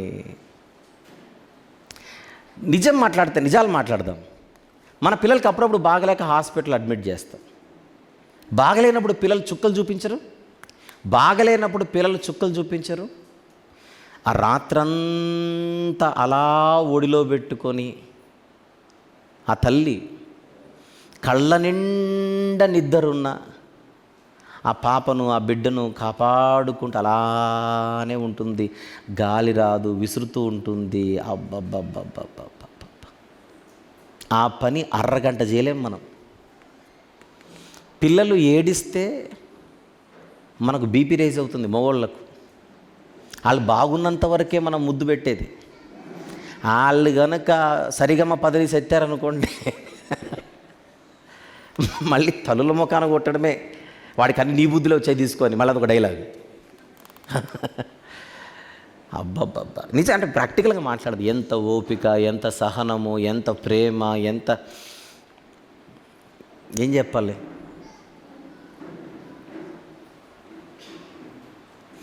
తండ్రులు ఎవరు ఇక్కడ మనోభావాలు దెబ్బతినకూడదు. ఇవి వాస్తవాలు. ఎవరికైనా మనోభావాలు దెబ్బతింటే ఒక వారం రోజులు మీ సతీమణిని ఇంటికి పంపించండి, తర్వాత మీ మనోభావాలు ఎక్కడి నుంచి ఎక్కడికి వెళ్తాయి చూస్తాం. కానీ అయ్యే పనులు కాదు ఇవన్నీ. రోషానికి పౌరుషానికి మనకు తక్కువేం కాదు, కానీ వాళ్ళు చేసే పనులు మనం చేయలేం. విషయం చెప్పనా, అసలు సంగతి చెప్తాను. ఆడ మనిషిలో ఉండే ఓపిక, ఆడ మనిషిలో ఉండే సహనం, ఆ ఆడ మనిషి చూసుకునేటువంటి పిల్లల విధానం, ఎక్స్క్యూజ్ మీ, ఎవరి లక్షణాలు అనుకుంటున్నారు? దేవుని లక్షణాలు అవి. అది ఇప్పుడు గొప్ప సంగతి. అమ్మలోని ప్రేమ, అమ్మలోని సహనం, అమ్మలోని ఓపిక, అమ్మలోని పనితనం, అమ్మ పిల్లలను చూసుకునే విధానం, ఇదంతా కూడా తల్లులారా గుర్తుపెట్టుకోండి, దేవుడు తన లక్షణాన్ని మీకు షేర్ చేశాడు. మన స్వరూపమందు మన పోలిక చొప్పున నరులను చేయుదుమన్న మాటలో దేవుడు స్వరూపం అంటే లక్షణం. దేవుడు తనలోని కొన్ని లక్షణాలను పురుషులకు, తనలోని కొన్ని లక్షణాలను స్త్రీలకు ఇచ్చాడు. అందులో సహనము, ఓపిక, చూసుకునే విధానం, ఆ కేర్ టేకింగ్, ఇవన్నీ తల్లులకు దేవుని నుండి వచ్చాయి. ఒక తల్లిని మనం ఏమైనా అనే ప్రయత్నం చేస్తే అది దేవుని క్యారెక్టర్ అన్నట్టు. ఎందుకంటే దైవ లక్షణము కలిగి ఆమె మనల్ని చూసుకుంది. ఎంత అద్భుతం అంటున్నాను నేను. అది ఎంత అద్భుతం ఇది. అంటే మనలో ఉన్న ఈ దేవలు అవి వేరే సబ్జెక్ట్, అది వేరే రోజు మాట్లాడుకుందాం, అది వేరు సంగతి. కానీ దేవుడు మనకు కొన్ని వాళ్ళకే ఇచ్చాడు, తల్లులకే ఇచ్చాడు. తండ్రులకు ఇచ్చే వేరే ఉన్నాయి, అది వేరే సంగతి. అలాంటి అమ్మనిచ్చిన దేవునిని స్తుతించకుండా ఉండగలమా? మనకేమనిపించాలంటే, అమ్మే ఇంత అద్భుతంగా ఉంటే దేవునిలోని సంపూర్ణమైన ఒక లక్షణములో కొంతనే, అసలు ప్రేమ దేవునిదే కదా మాట. ప్రేమకు రూపం ఏమిటి? దేవుడే. దేవుడు ప్రేమ స్వరూపి, అమ్మ కాదు. దేవుడు ప్రేమై ఉన్నాడు. అంటే భూమి మీద ప్రేమ అనగానే ఫస్ట్ గుర్తొచ్చేదే అమ్మ. కానీ ఆ ప్రేమ సంపూర్ణంగా ఉన్నదే దేవునిలో. అప్పుడు మనకి ఏమనిపించాలంటే, అమ్మకే ఇంత ప్రేమ ఉంటే, అమ్మ ప్రేమే ఇంత గొప్పదైతే, ఆహా, ఆ దేవుని ప్రేమ ఇంకెంత గొప్పగా ఉంటుందో అని మనం ఆలోచించాలి. అమ్మను చూసినప్పుడంతా మనకు ఎవరు గుర్తుకు రావాలి? దేవుడు గుర్తుకు రావాలి. అమ్మే ఇంత బాగుంటే, ఆ అమ్మను తన లక్షణాలతో మనకిచ్చిన ఆ సంపూర్ణ దేవుడు ఇంకెంత గొప్పగా ఉంటాడని. ఇది బైబిల్ కలిగిన వాళ్ళు మాత్రమే ఆలోచిస్తారంటున్నా, మనం ఆలోచిద్దామంటున్నా. గర్భఫలము చెప్పండి, దేవుడిచ్చింది. అంటే పిల్లలు తల్లులకు బహుమానం, అది ఒకవైపు. రెండో వైపు, ఆ తల్లులు కూడా పిల్లలకు బహుమానమే. ఆలోచించండి దయచేసి. తల్లులకు పిల్లలే కాదు బహుమానం, పిల్లలకు కూడా తల్లులందరూ బహుమానాలే, దేవుడిచ్చిన బహుమానం. ఈ భూమి మీద పేగు బంధం అనే ఒక బంధం ఉంటుంది. ఆ పేగు బంధంతో సాటి ఇంకా ఏ బంధము ఉండదు. అందుకే మనం ఆలోచిస్తే ఎవరైనా చనిపోయారనుకోండి, ఆ వార్త అందరికంటే లేట్గా చెప్పేది, లాస్ట్ చెప్పేదే తల్లికి. అంతేనా? ఒక కుమారుడు కానీ కుమార్తె కానీ చనిపోతే ఆ విషయాన్ని లాస్ట్ చెప్పేది ఎవరికి? తల్లికి. భార్యకైనా మధ్యలో ఎక్కడో చెప్పేస్తారు కానీ తల్లికి అంత ఈజీగా చెప్పరు. ఎందుకు? పేగుబంధం, అది తట్టుకోలేదు. పేగుబంధం అంటారు. ఈ భూమి మీద పేగుబంధము మనకంటూ ఉంది అంటే అది ఒక తల్లితో మాత్రమే, ఒక వ్యక్తితో మాత్రమే. ఆ వ్యక్తే తల్లి, ఆ వ్యక్తే తల్లి. అందుకే ఆవిడను మనము సాటిలేని తల్లి, సాటిలేని వ్యక్తి అని మనం పిలిచి తీరాలి. ఒక యాంగిల్లో నాన్న కూడా నిలబడ్డు, మరొక యాంగిల్లో నాన్నే నిలబడతాడు. అది వేరే రోజు మాట్లాడదాం, ఇప్పుడు వద్దు. దయచేసి నాన్నలందరూ సైలెంట్ అయిపోవాలి నాతో సహా. ఈరోజు సబ్జెక్ట్ నాన్న కాదు, అమ్మే. అమ్మే. ఇక అమ్మలోని గొప్పతనం ఒకటేంటో చెప్పంటారా? ఆమె మనల్ని కడుపున మోసినావిడే కాదు, మన తప్పులన్నీ కడుపులో మోసేది కూడా ఆమె. మళ్ళీ చెప్పనా? 9 నెలలు అమ్మ మనల్ని మోస్తుంది, అయిపోయింది అనుకుంటున్నామేమో. కాదు.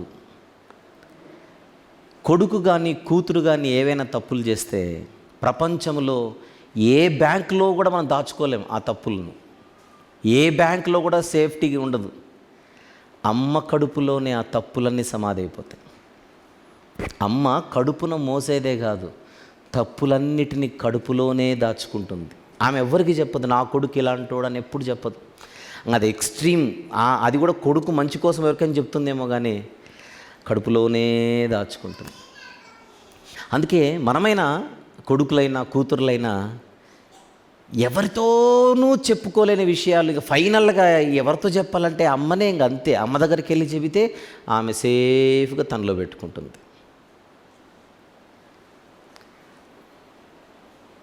కడుపున మోసేదేనా? మన లోపాలను కడుపులో దాచుకునేది కూడా తల్లేనా? ఎందుకంటే తండ్రి దగ్గర మనం అంత ధైర్యం చేయలేం కదా వెళ్ళి చెప్పడానికి. నాన్న ఈ తప్పు చేశానంటే బెల్ట్ ఇరుగుతుంది కనుక నాన్న దగ్గర అంత ఈజీగా ఆటలు సాగవు. మన నాటకాలైనా ఆటలైనా సాగేదంతా అమ్మ దగ్గరే. ఏమంటారు? నేను చంపేస్తాను రా, నువ్వు చంపితే చంపేవలే, నేను చెప్పేది అంట. మళ్ళీ అమ్మకు మనము అమ్మ దగ్గర ఉండే స్వాతంత్రం అది, అమ్మ దగ్గర ఉండే స్వేచ్ఛ అది, అమ్మ దగ్గర ఉండే ఆ ఫ్రీనెస్ అది.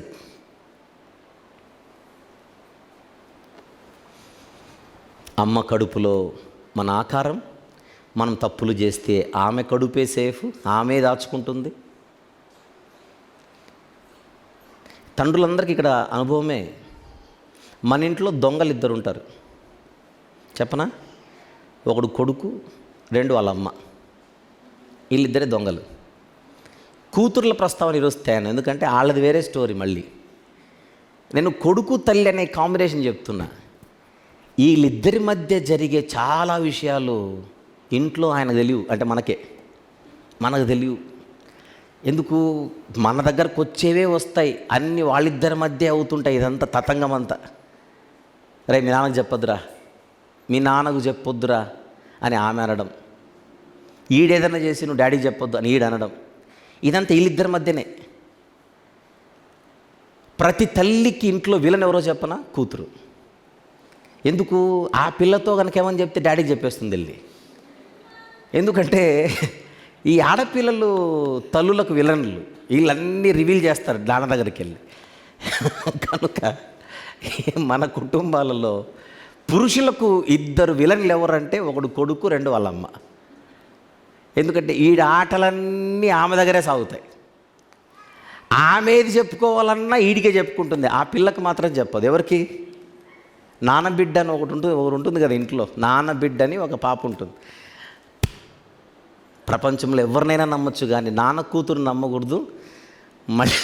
మళ్ళీ చెప్తున్నా, ప్రపంచంలో నాన్న కూతుర్లను నమ్మకూడదు. ఒకవేళ తల్లులారా నేను మీకు చెప్తాను, మీరు ఎప్పుడైనా పొరపాటున వాళ్ళను నమ్మి మీ నాన్నకు చెప్పొద్దన్నారనుకోండి, అరగంట లోపల నాన్న దగ్గరకు మెసేజ్ వెళ్ళి ఉంటుంది, ఆ దొంగ ఈ కూతురే. అదే మీరు కొడుకు చెప్పండి, ఆడు బాక్స్లో లాక్ వేసి పెడతాడు లోపల, అస్సలు చెప్పాడు నాన్నకు. ఎందుకు? అమ్మో. అంటే నేను చెప్పే పాయింట్ ఏంటంటే, అమ్మ దగ్గర ఆటలు సాగుతాయి. అంటే ఎంత మంచి అమ్మనిచ్చాడు దేవుడు, అది ఆలోచించండి. నేను అది ఆలోచించేటప్పుడు అమ్మతోనే నేను ఇంత క్లోజ్గా ఉండగలిగితే దేవునితో ఇంకెంత క్లోజ్గా ఉండొచ్చు అబ్బా, నాకు ఆ ఆలోచన వస్తుంటుంది. సార్ ఆలోచించండి ఒకసారి, నేను అమ్మతోనే ఇంత క్లోజ్గా ఉంటే దేవునితో ఇంకెంత క్లోజ్గా ఉండొచ్చు. ఎందుకంటే దైవ లక్షణాలు కదా అమ్మలో ఉండేది. మీరు మర్చిపోకండి ఆ విషయం. తల్లైనా మరుచును కానీ ఏమన్నాడు, నేను నిన్ను మరోనన్నాడంటే ఆయన తన గురించి ఏం చెప్పుకుంటున్నట్టు. కోడి తన రెక్కల క్రిందికి ఎలాగూ తన పిల్లలను చేర్చుకొనునో అలాగనే నేనును నిన్ను చేర్చుకొనవలెనని ఉంటిని కానీ నువ్వు వల్లకపోతీవి అంటున్నాడంటే, యేసుక్రీస్తు ప్రభు తనను తానేంటో చెప్పడానికి ఒక తల్లిని తెచ్చుకున్నాడు. ఆ తల్లిని కోడిలో చూపించాడు. కోడి పుంజు గురించి కాదు ఆయన మాట్లాడింది, తల్లి కోడి గురించి. కోడి తన రెక్కల క్రింద పిల్లలను ఎలాగూ చేర్చుకొనునో అంటే అర్థం ఏంటది? తల్లి కోడి. కోడి పుంజు దీనికి తిరుగుడు ఎక్కువ. తల్లి కోడి పిల్లలు పిల్లలు పిల్లలు పిల్లలు. ఒరే నేనేంటో నీకు అర్థం కావాలంటే మీ అమ్మని చూడంటున్నాడు అక్కడ. అది పాయింట్.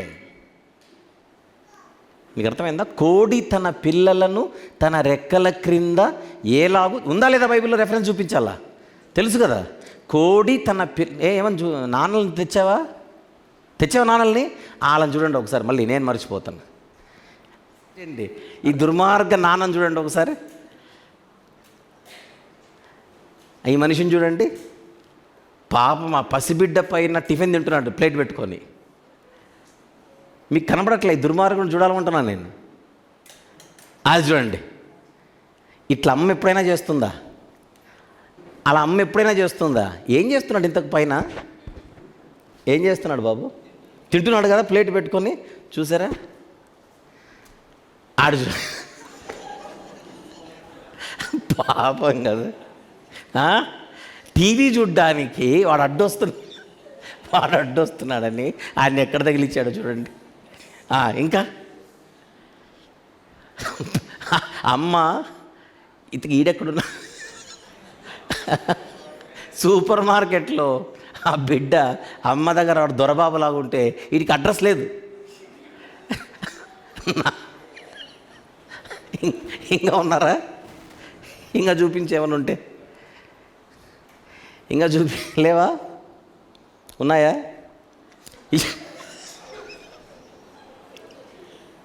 చెప్పండి. బ్యాగ్ ఏమో హాట్ కేక్, లోపల చూడండి పాపం వాడు గుడ్లు పెట్టి ఎలా చూస్తున్నాడు. నెక్స్ట్ ఏంటి నానేనాయుడు పాపం ఆ సూట్ కేసు మీద పెట్టింది తగ్గించి వాడికి ఎత్తుకోవడానికి కూడా ఓపిక లేదు. నెక్స్ట్ ఏంటి అవుతారం పాపం. ఇది గేమ్ ఆడుకుంటున్నాడు కదా, అది చూసారా? ఇంకా అబ్బా పాపం దీని పరిస్థితి. నెక్స్ట్ చూపించి. ఇంకా నాన్నల దగ్గర పిల్లలు అవతారాలు చూడండి. మీరు చూసి ఆలోచించుకోండి. ఇంకా అంతేనా? ఈ అవతారం ఏదో కొంచెం తేడాగానే ఉంది. ఇంకా అంతేనా? ఈ ఫోటోలు చూసిన తర్వాత ఇక్కడుండే సోదరీమణులందరికీ ఒక విన్నపం. మీరు పొరపాటున భర్తే కదా అని నమ్మి మా చేతికి మీ పిల్లల్ని అప్పగిస్తే అలా అవతారాలు అట్లుంటాయి. కనుక దయచేసి మమ్మల్ని అంత ఈజీగా నమ్మకండి పిల్లల విషయంలో. మా దగ్గర ఉంటే వాళ్ళు చూడండి అసలు పిల్లలు ఇందాక అదే అనేది నేను. వారం రోజుల తర్వాత మీ పిల్లల్ని గుర్తుపట్టండి మమ్మల్ని మాకు వదిలేసి. రైట్. యేసుప్రభువు ఏమన్నాడు? కోడి తన రెక్కల కింద పిల్లలను ఎలాగూ చేర్చుకోను అంటే నేనేంటో మీకు తెలియాలంటే మీ అమ్మ నీకు అర్థమైతే ఫస్ట్ నేను నీకు అర్థమవుతానంటున్నాడు. Got the point? అంత గొప్ప అమ్మని ఇచ్చిన దేవునిని ఈరోజు అందరము కలిసి స్తుతిద్దాం. చెప్దామా దేవునికి, దేవా అమ్మనిచ్చిన దేవా నీకు స్తోత్రం, అమ్మ అనే అద్భుతాన్ని ఇచ్చిన దేవా నీకు స్తోత్రం అని చెప్దాం. ఈరోజు మదర్స్ డే సందర్భంగా మన బైబిల్ ట్రస్ట్ మినిస్ట్రీస్ బ్యానర్లో విడుదలవుతున్న 74వ పాట తల్లుల కొరకు మాత్రమే రాసిన మొదటి పాట. ఇది mother's day special song, mother's day first song. మన పాటల పరిచర్లో 74వ పాట, తల్లుల దినోత్సవానికి సంబంధించి ఇది మొదటి పాట. చూద్దాం. సృష్టికర్త అయిన యెహోవా దేవుడే మానవులనందరినీ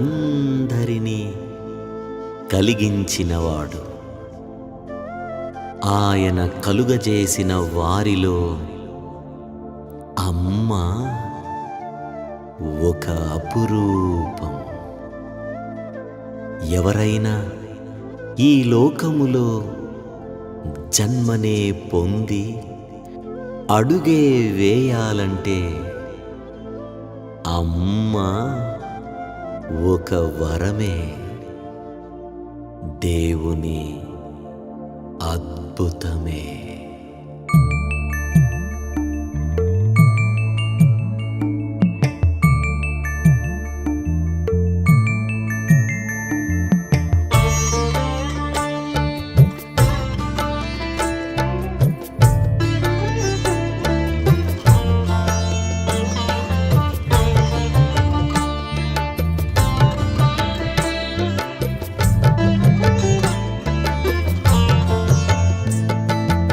ఎవరైనా ఈ లోకములో జన్మనే పొంది అడుగే వేయాలంటే అమ్మే ఒక వరమే, ఇది దేవుని అద్భుతమే. ఎవరైనా ఈ లోకములో జన్మనే పొంది అడుగే వేయాలంటే అమ్మే ఒక వరమే, దేవుని అద్భుతమే.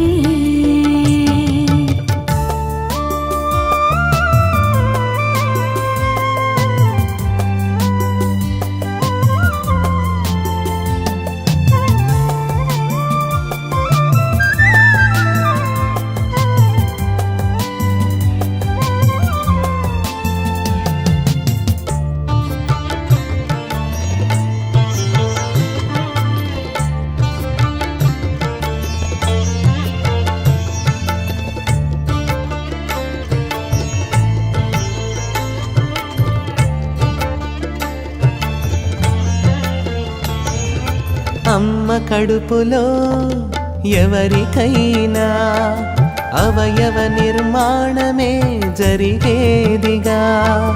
తన కడుపులో మనము ఉండినప్పుడు ఎన్నెన్నో జాగ్రత్తలు తీసుకుందిగా.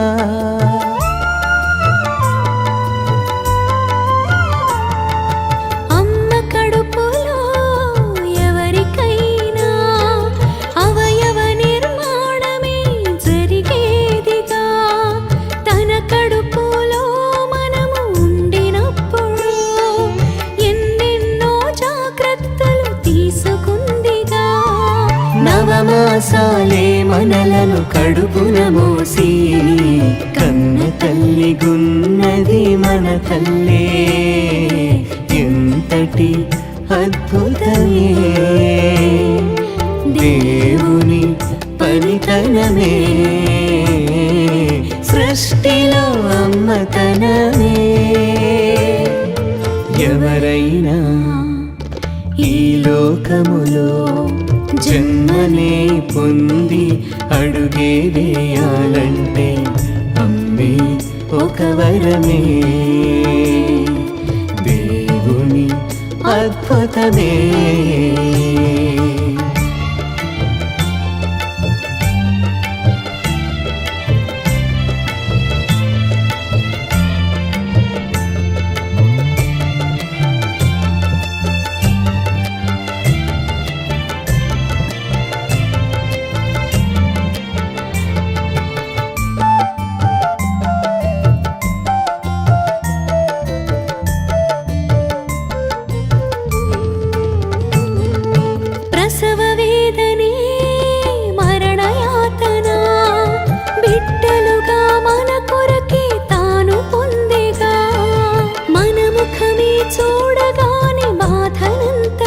మరచిపోయి ఒడిలోన ఉంచుకొని గుండెల్లో పెట్టుకొని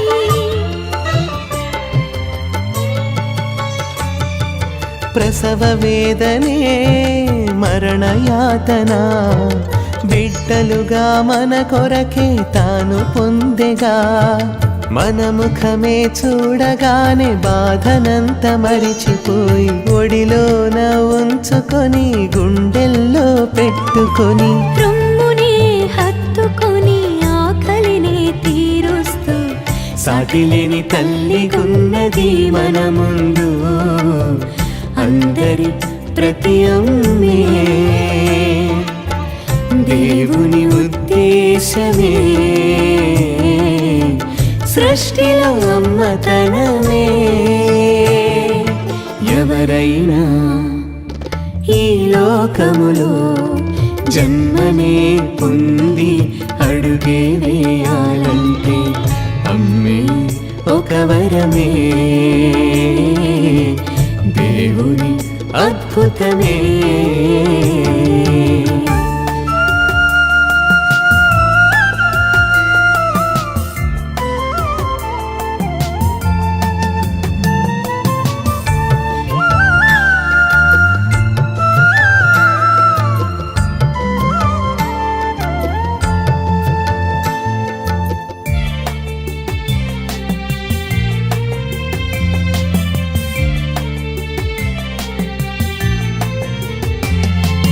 యెహోవా దేవుడే స్త్రీని చేసేగా అమ్మగా తననే దీవించెగా ప్రేమను పంచే గుణమునిచ్చెగా మంచిని కోరే మనసునిచ్చెగా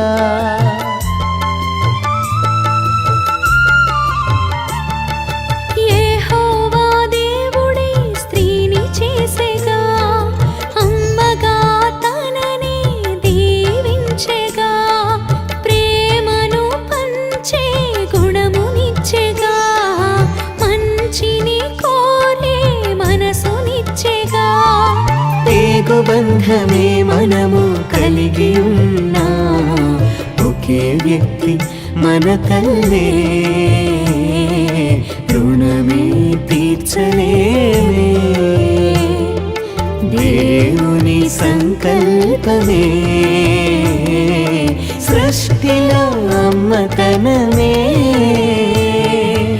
ఎవరైనా ఈ లోకములో జన్మనే పొంది అడుగే వేయాలంటే అమ్మే ఒక వరమే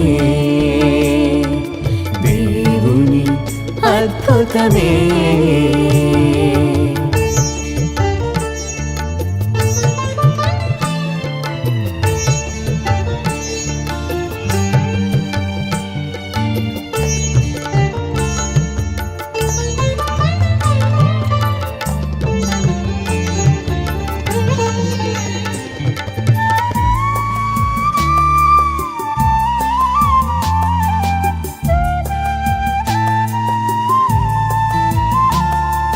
దేవుడు మనకిచ్చిన బహుమానమే మన గృహాలలోన మన అమ్మనే గుండెల్లో ఉంచుకొనుట మన బాధ్యతే గౌరవిస్తూ ప్రేమించుట దైవాజ్ఞనే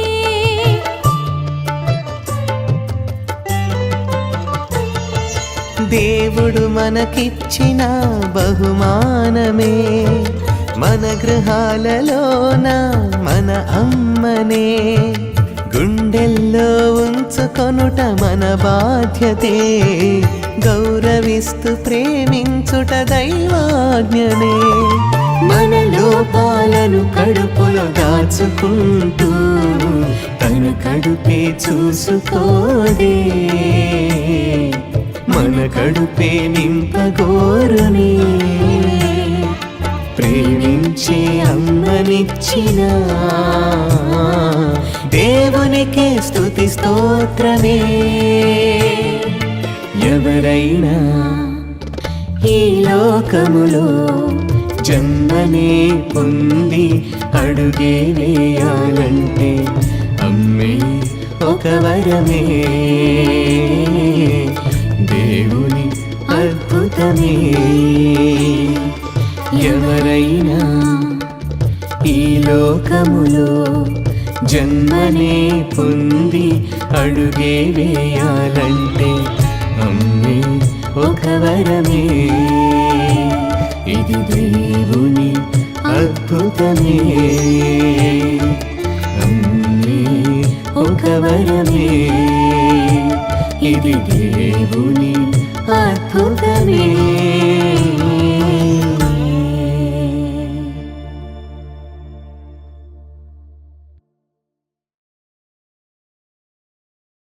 చేశారు. అయితే ఇది అమ్మ పాట కనుక నేను శ్రీమతి రామిరెడ్డి అంకుల్ గారి పేరట ఈ పాటను నేను రిలీజ్ చేయడం జరిగింది కనుక. ఎందుకంటే అక్కడ ఎందుకు ఆంటీ గారిని నేను ప్రస్తావించానంటే వీళ్ళ ఫ్యామిలీ అంతా మారడానికి ప్రధాన కారకురాలు ఆ అమ్మనే కనుక, అందుకని. ఓకే, సో ఈ సందర్భంగా శ్రీమతి రామిరెడ్డి అంకుల్ గారి అలాంటి అమ్మలెందరో మన కుటుంబాలను కడుతూ ఉన్నారు. అలాంటి చక్కని తల్లులను, ప్రార్థనాపరులను దేవుడు మనకిచ్చాడు. ఇక్కడ ఒక్కొక్క తల్లి గురించి మాట్లాడితే అందరు తల్లులు గొప్పవాళ్లే. ప్రతి తల్లి వారి కుటుంబ క్షేమం కోసం చేస్తున్న పనులు ఎన్నో, ప్రార్థిస్తున్న ప్రార్థనలు ఎన్నో. గనుక వాళ్ళందరికీ మనము ఇంతకాలం ఒకవేళ వారిని ఏ విషయంలో అయినా ఆయాస పెట్టింటే, గాయపెట్టింటే, బాధపరిచింటే ఆ విషయాల్లో మన లోపాలను సరిదిద్దుకుందాం. ఈ సందర్భంగా తల్లులందరినీ, ఇక్కడున్నటువంటి తల్లులందరికీ మీ కుమారుడిగా నేను ఒక చిన్న విన్నపం, లైవ్లో వింటున్న తల్లులు, ఇక్కడ ఉన్నటువంటి తల్లులు, ఒకవేళ మీ ఇంట్లో కొడుకు కూతురు అనే ఇద్దరు ఉంటే మీరు ఆ ఇద్దరిని సమానంగా ప్రేమిస్తారు. కొడుకును ప్రేమించే ప్రేమ వేరు, కూతుర్ని ప్రేమించే ప్రేమ వేరు. నా స్పెషల్ రిక్వెస్ట్ ఏంటంటే కొడుకును కూతుర్ని మీరు ఎంత ప్రేమగా అయితే చూసుకుంటారో ఇంటికి వచ్చే కోడళ్ళను కూడా మీరు అంతే ప్రేమగా చూసుకోమని నా స్పెషల్ రిక్వెస్ట్. ఎందుకంటే అంత మంచి అమ్మలైన మీరు కోడల దగ్గరకు వచ్చేసరికి ఎక్కడో మార్కులు పోగొట్టుకుంటున్నారనేది నా పాయింట్. ఆ రిమార్క్ కూడా ఎందుకు అని మీ కొడుకుగా మీ పక్షాన నిలబడి మనం ఎందుకు తగ్గకండి, ఆ మార్కులు కూడా కొట్టేయండి అంటున్న అంతే పాయింట్. కోడళ్ళను కూడా కూతుర్లలాగా మీరు చూసుకుంటే ఇంకా మీరు ఇంకా అద్భుతం అంతే. అంటే కొన్ని కుటుంబాలలో ఎక్కడో ఆ కొడుకు మీద ఎక్కువ ప్రేమతో ఆ కోడలకు ఒక చిన్న అన్యాయం చేస్తుంటారు. అది ఎందుకు చేయాలి? అది దైవ లక్షణం కాదుగా మనలో మాట. దేవుడు అలా చూడ్డుగా. దేవుడు కూతురునైనా కోడళ్ళనైనా ఒకేలా చూస్తాడు. కనుక కోడళ్ళను ప్రతి తల్లి అంటే అత్తమ్మ మీరు వారికి తల్లులై ఉంటే ఇంకా మిమ్మల్ని మించిన వాళ్ళు లేరు, మిమ్మల్ని కొట్టేటోళ్ళు లేరు. అన్నిట్లో 100కు 100 మార్కులు మీరే, అన్నిట్లో స్టేట్ ఫస్ట్ మార్కులు మీరే, కంట్రీ ఫస్ట్ మార్కులు మీవే.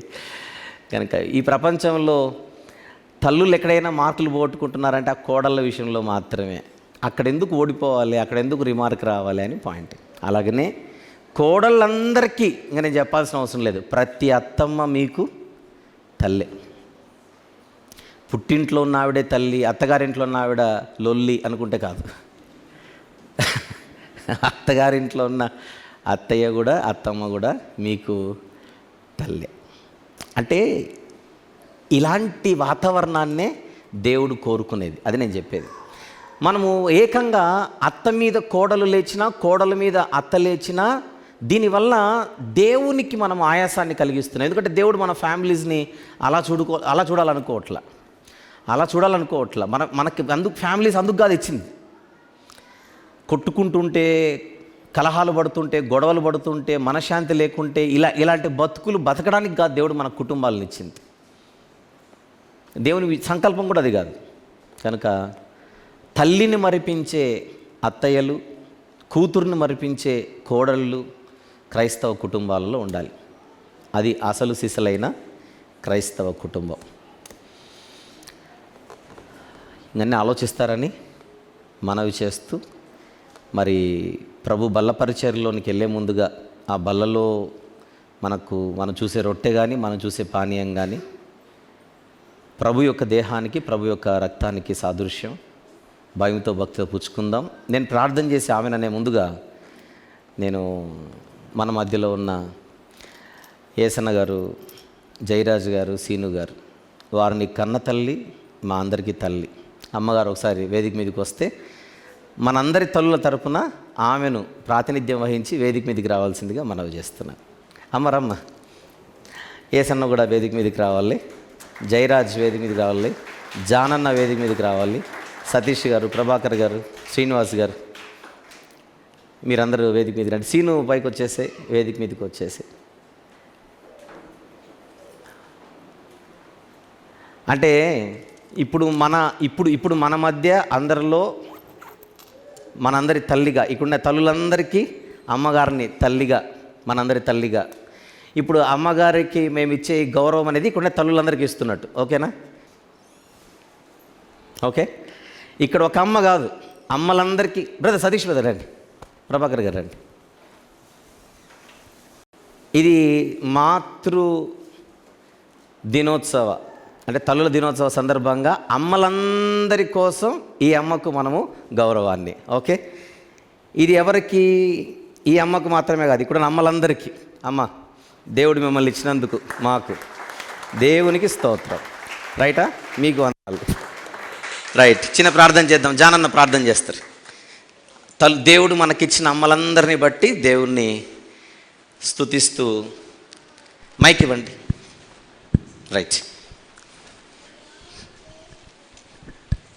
పరిశుద్ధ దేవ, పరమ తండ్రి, మీ పరిశుద్ధమైన ఘనమైన నామమునకు వందనములు, కృతజ్ఞతాస్తుతులు చెల్లించున్నాము తండ్రి. ఈ దినాన మమ్మల్ని అందరూ కూడా మీరు జ్ఞాపకం చేసుకొని సజీవ లెక్కలో ఉంచిన ఆయన ఈ సాయంకాలపు ఆరాధనలోకి నడిపించి ఇంత అద్భుతమైనటువంటి మీ వాక్కులు వినిపించి మమ్మల్ని ఎంతగానో బలపరుస్తున్నందుకై, స్థిరపరుస్తున్నందుకై మీకు వందనాలు చెల్లిస్తున్నాము తండ్రి. ఈ ప్రత్యేకమైనటువంటి సందర్భంలో, ముగింపులో అమ్మగారిని సంఘమంతటి తరఫున ఈ విధంగా సంతోషకరమైనటువంటి సందర్భంలో సన్మానించుకుంటూ గాను, నాయన ఘనపరుచుటకు గాను ఇచ్చినటువంటి మంచి తరుణాన్ని బట్టి మీకు ఎంతగానో కృతజ్ఞత వందనాలు తెలుపుకొనిచున్నాము తండ్రి. అన్నగారి ద్వారా వినిపించినటువంటి ప్రతి మాటను మేము ఆలోచించిన ఆయన మీ వాక్కులను ఇంకా ధ్యానించి నేర్చుకుంటూ సహాయం చేయమని ప్రార్థన చేస్తూ ఉన్నాం. గొప్పగా అందరినీ కూడా బలపరచమని ప్రార్థన చేస్తున్నాము తండ్రి. లోకంలో మరి ఒక సామెత ఉన్నది తండ్రి, దేవుడు ఒంటరిగా ఉండుటకి ఇష్టపడలేక అమ్మను సృష్టించాడు అని.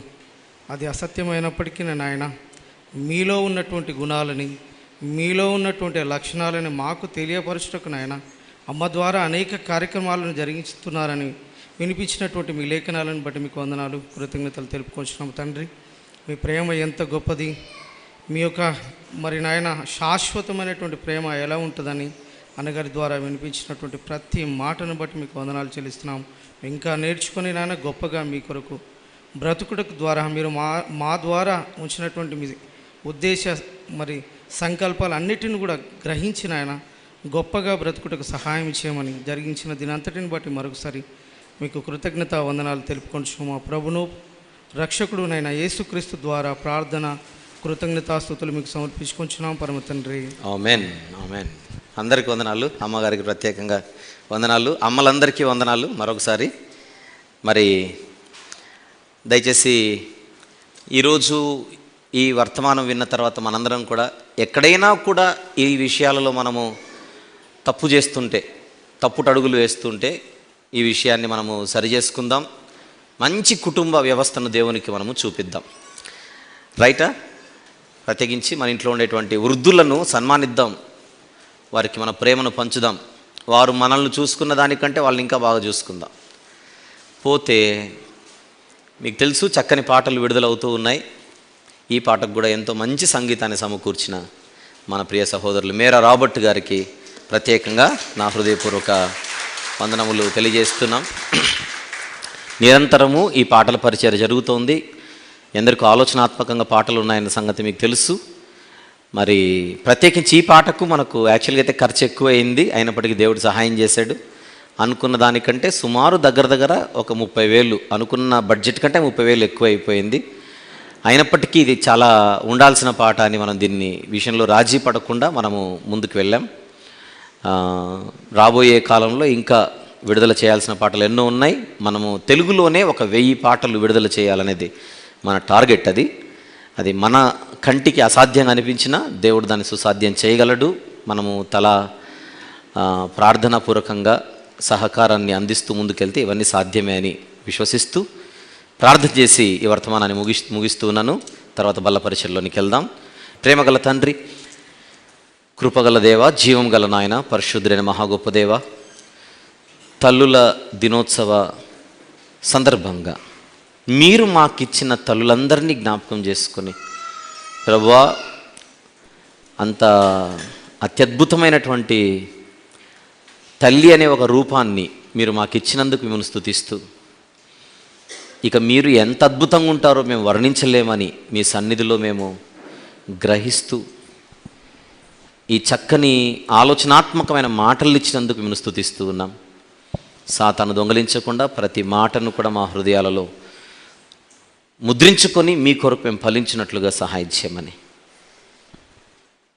మీ కుమారుని బలియాగానే నెమరు వేసుకుంటూ కొద్దిసేపట్లో రొట్టెలోనూ పానీయములోనూ చేయి వేయుచుండగా కృప చూపమని, మీకు ఆనందకరంగా, మీకు మహిమకరంగా ఈ పరిచర్యలో మేము పాల్గొన్నట్టుకు మమ్మల్ని మేము ప్రశ్నించుకుంటూ పరిశీలించుకుంటూ తండ్రి ఈ పరిచర్యలో మేము పాల్గొన్నట్టుకు సహాయం చేయమని, భయముతో భక్తితో రొట్టెను ద్రాక్షారసమును తీసుకున్నట్టుకు, తద్వారా మరింత మీకు ఆనందకరంగా మేము ప్రయాణం చేయటకు సహాయం చేయమని యేసుక్రీస్తు ప్రభువారి పరిశుద్ధమైన నామములోనే ఈ ప్రార్థన మనవులు మీకే సమర్పించి వేడుకొనుచున్నాము తండ్రి. ఆమేన్.